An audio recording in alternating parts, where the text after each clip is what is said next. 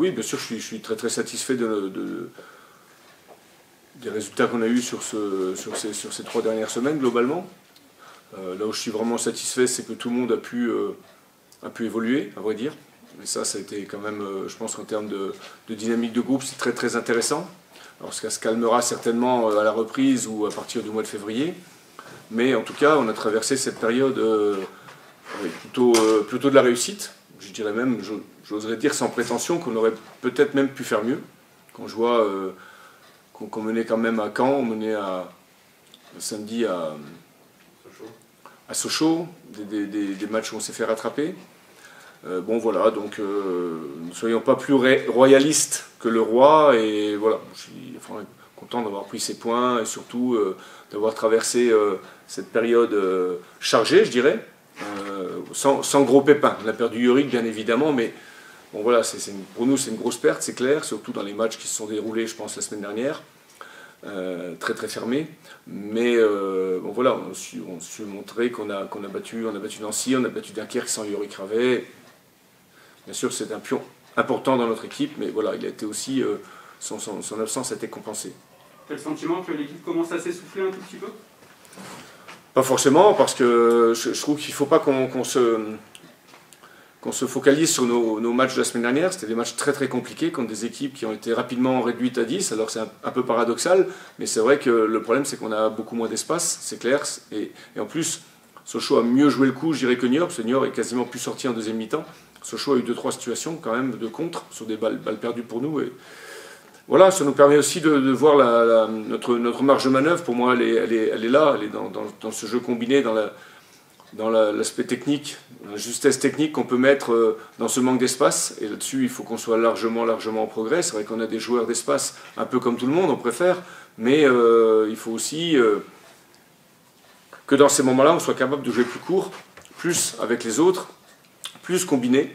Ce qu'on a revu ce matin sur quelques séquences du match de Sochaux. Donc c'était 2 matchs compliqués pour nous à réaliser.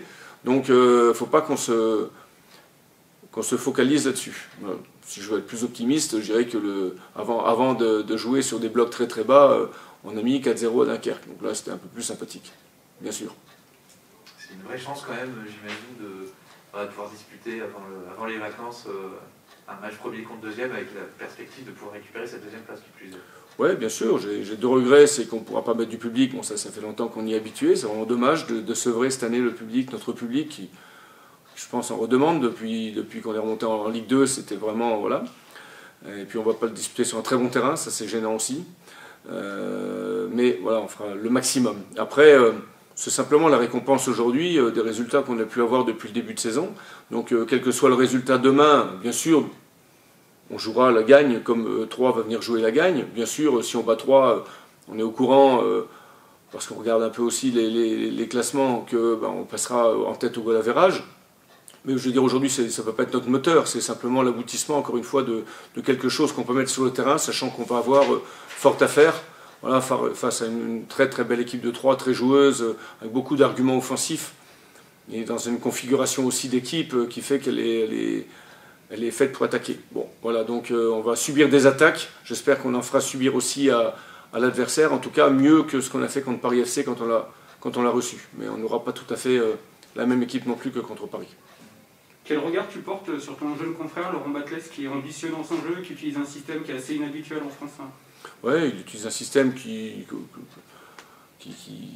peut déjà, enfin, qui a été vu avec défense à 3, et que, voilà, ne serait-ce que la particularité de ses excentrés montre quand même une réelle volonté d'attaquer. Alors après, bien évidemment, c'est compliqué à contrôler. Après, bien évidemment, ça défend aussi moins que quand c'est des vrais latéraux qui sont en place.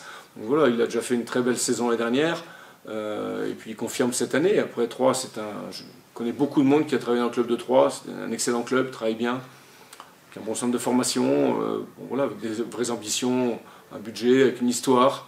Bon, sachant que c'est un autre Lorrain qui l'a quand même presque amené à ce niveau-là, Alain Perrin, à l'époque, voilà, qui l'a amené en Ligue 1. Un petit clin d'œil pour la Lorraine. C'est une ambition que tu aimes, toi, en tant qu'amoureux du football? D'amener un club à ce niveau-là. Oui. Le jeu de 3 globalement et d'amener un club à ce niveau-là, bien sûr. Ouais, en plus, on s'est heurté la semaine dernière à des défenses très regroupées en fonction bien sûr des circonstances du match, des expulsions. Donc avoir un match éventuellement plus ouvert, c'est pas fait pour nous déplaire, mais même pour déplaire à tout le monde globalement. Voilà, on peut penser que entre deux équipes qui aiment attaquer, ça peut faire un match assez ouvert. Maintenant, ça reste aussi un match entre le premier et le deuxième. Peut-être qu'il y aura des freins, j'en sais rien du tout. Moi, j'ai pas envie que nous, on en mette, en tout cas.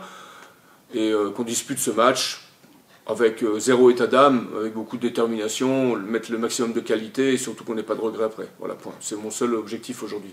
Pas qu'on se dise, tiens, on aurait dû attaquer plus, on aurait dû faire ci, on aurait dû faire ça.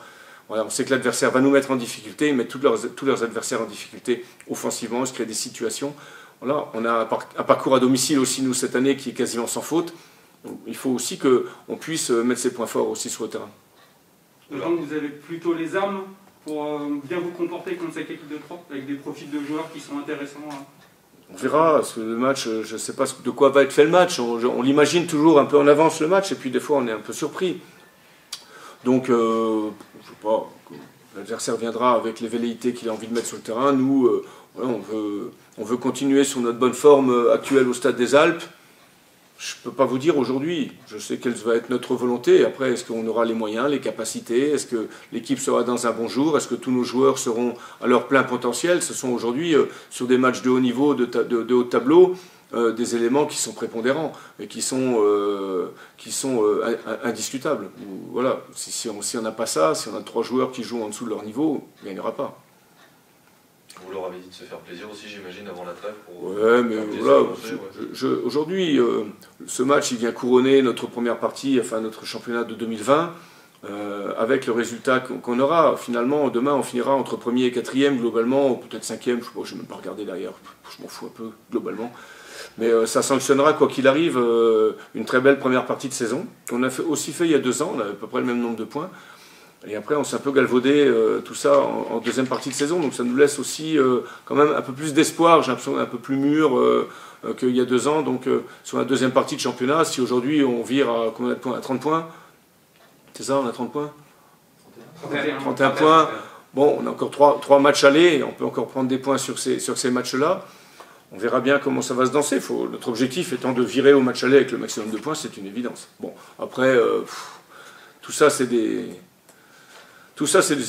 supputations.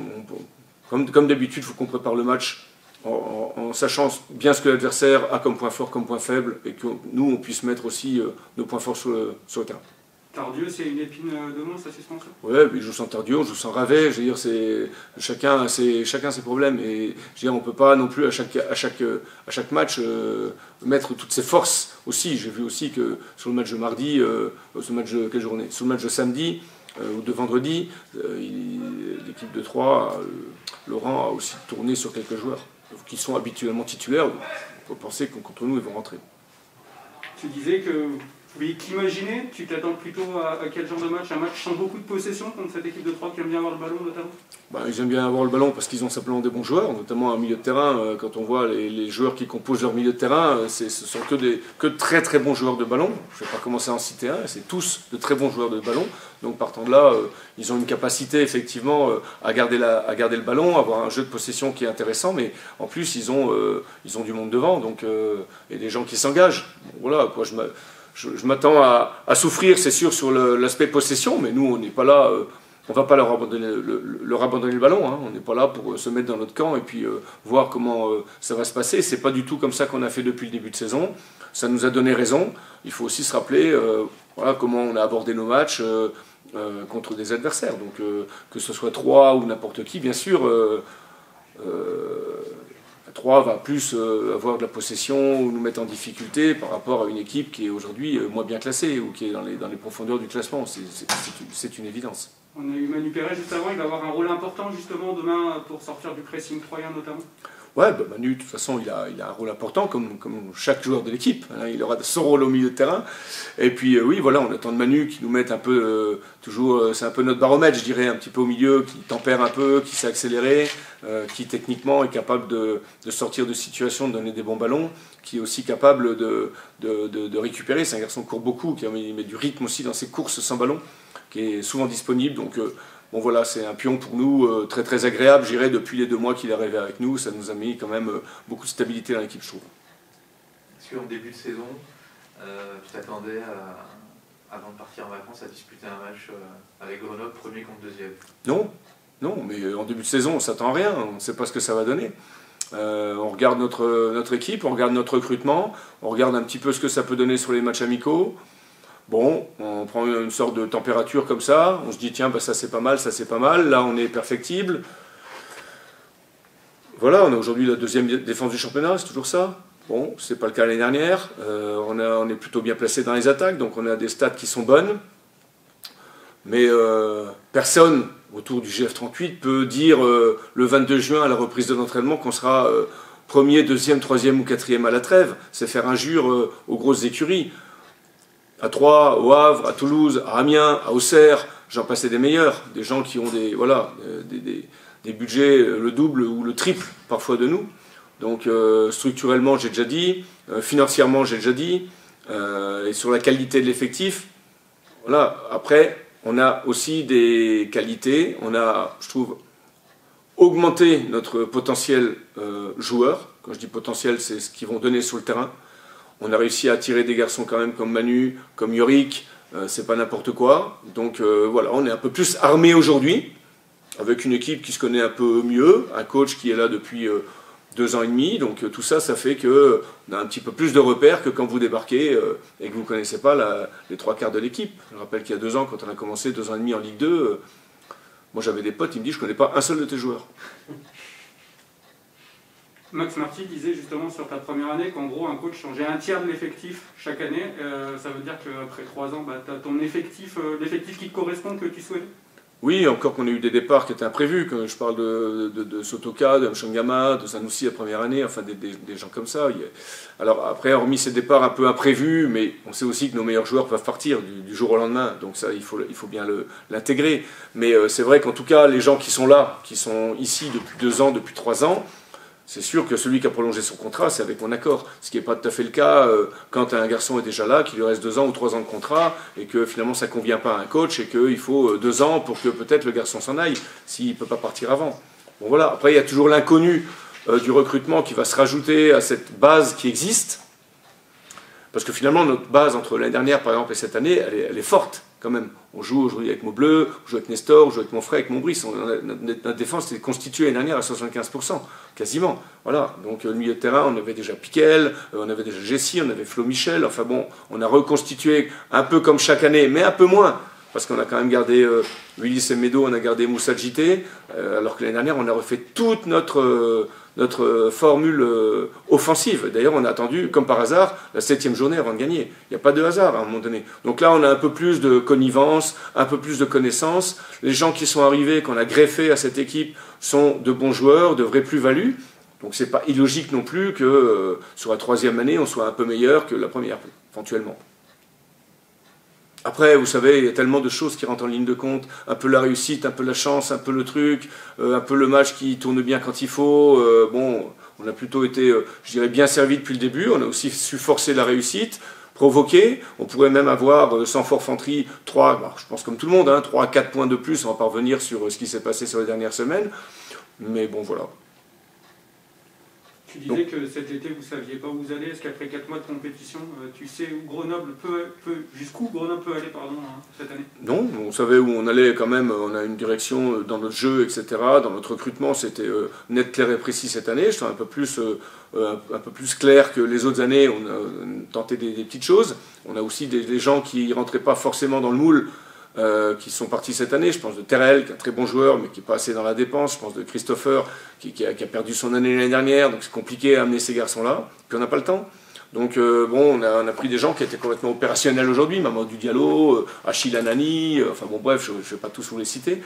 Donc savoir où on allait, là, notre objectif en début de saison était clair, c'était d'installer le club éventuellement dans le premier tiers du classement. Premier tiers, c'est dans les 7-8 premiers, voilà, pour être meilleur que l'année dernière, et meilleur qu'il y a 2 ans, où on a fini chaque fois à la 9e place. La première année, finir 9e, quand tu reviens de CFA2, bah, tu peux dire que c'est une très belle réussite pour un club qui revient en Ligue 2. Aujourd'hui, naturellement, avec la connaissance des uns des autres, et la connaissance aussi qu'on peut avoir tous ensemble, on peut aspirer aujourd'hui à avoir de meilleurs résultats. Ça ne veut pas dire qu'on est là pour jouer la première, la deuxième ou la troisième place. Nous, on jouera la place on aura la place en championnat qu'on aura mérité. Voilà. Aujourd'hui, on est deuxième, on a envie de la défendre, c'est tout. On veut défendre notre deuxième place. Ce serait quand même décevant de ne pas titiller ce top 5 au moins jusqu'en fin de saison, vu votre début de championnat. Ouais, ben aujourd'hui oui, quand on voit le nombre de points qu'on a, s'il reste 3 matchs allés, je le dis, si je dis n'importe quoi, on a gagné encore 1 sur les 3, on passe à 34 points, c'est sûr qu'on n'a pas envie de finir à 45 points ou à 48 points. Si on se dit que, voilà, mais on se dit aussi que pour doubler ce nombre de points, il va falloir être quand même... il va falloir être opérationnel en deuxième partie de saison, parce que c'est ça qui est dur finalement. Là, on est dans l'hiver, c'est plus compliqué, notre terrain est moins bon, les déplacements, enfin bon voilà, toutes ces choses-là qui font qu'à un moment donné, on peut être moins performant aussi que les autres. Quand on voit les structures, quand on voit le budget, est-ce qu'on peut parler de petits miracles? Ouais, mais aujourd'hui on n'est pas en adéquation, ça c'est une évidence. Après, notre stade est beau, mais aujourd'hui on joue sur une mauvaise pelouse. Bon voilà, c'est un handicap. Quand il faut faire le jeu à domicile, on a beau m'expliquer ce qu'on veut, et par A plus B, c'est un handicap. Après, nos structures d'entraînement, on ne va pas revenir dessus. Le club a des ambitions, ils ont des idées. Après ça prend du temps. Voilà, faut pas non plus que ça prenne trop de temps, parce que je crois qu'aujourd'hui il y a une inertie qui se crée autour du GF38. Et quand cette inertie elle arrive, eh ben, il ne faut pas la laisser passer. Voilà, parce que peut-être demain, après-demain, dans 1 mois, dans 3 mois, ça va retomber comme un soufflet. Et puis on va se dire, bah ouais, peut-être qu'à ce moment-là, on n'a pas été présent. J'appelle pas que le club, j'appelle tout l'environnement du club, j'appelle les politiques et tout, enfin tout le monde. Je veux dire, à un moment donné, il faut savoir surfer sur la bonne vague. Voilà, c'est pas quand on est au fond du classement qu'on vient vous serrer la main ou qu'on vient vous sortir. Voilà, donc c'est quand on est dans des bonnes périodes et qu'on montre qu'on peut retrouver du football de haut niveau à Grenoble que les gens, il faut qu'ils soient présents. Ou alors, voilà, on dit que ça n'intéresse pas. À ce titre-là, aller chercher la première place, ça peut avoir un petit sens aussi? Oui, mais premier, deuxième, troisième, quatrième à la trêve, ça a du sens pour moi. Qu'on soit premier ou troisième après-demain, demain soir, pardon, franchement, ça n'a aucune importance. À part être un peu glorifié, se dire, tiens, bah, ça sanctionne vraiment notre travail, mais est-ce que si on est troisième ou quatrième ou cinquième, est-ce que ça sanctionnera moins? Non, on sera très très heureux d'être à la place qu'on aura demain soir, parce qu'on aura disputé notre match contre 3, et que celui-là, on ne veut pas le rater. Quand je dis pas le rater, c'est dans le comportement, dans le contenu. Après, dans le résultat, tout ça, on ne sait pas, on jette la pièce, donc on verra bien, c'est pas le souci ça. Mais c'est sûr que tout ça, ça peut porter. Aujourd'hui, voilà, tout le monde veut retrouver du football de haut niveau à Grenoble. Peut-être qu'aujourd'hui, on est en train de montrer qu'avec des gens qui restent à leur place, qui travaillent bien, je parle des gens du club, des gens importants au club, et puis avec un peu de connaissance du truc, ben, on peut y arriver. Donc voilà, on a aussi envie d'être aidé. Pas de petits bobos à déplorer depuis Sochaux? Non. RS. Moussa Djité en capacité de redébuter demain, même s'il a fait 90 minutes vendredi? Il y a eu 3 jours de battement, là, les joueurs ont bien récupéré, même si on est rentré un peu tard de Sochaux, et bon, après, ce sera le choix encore pour voir, mais bon, Moussa a marqué, il est plutôt en forme, voilà. Oui. Comment? Moussa titulaire, du coup. Ah, ça, 19h demain. 20h. 20h. 19h la fin de match. Officiel, Comment le savez vers 19h? Voilà, Okay. En tout cas, voilà, j'espère demain un très très bon match, voilà, une belle affiche de Ligue 2 pour aussi voilà, montrer aux gens qu'on peut jouer au football. Merci.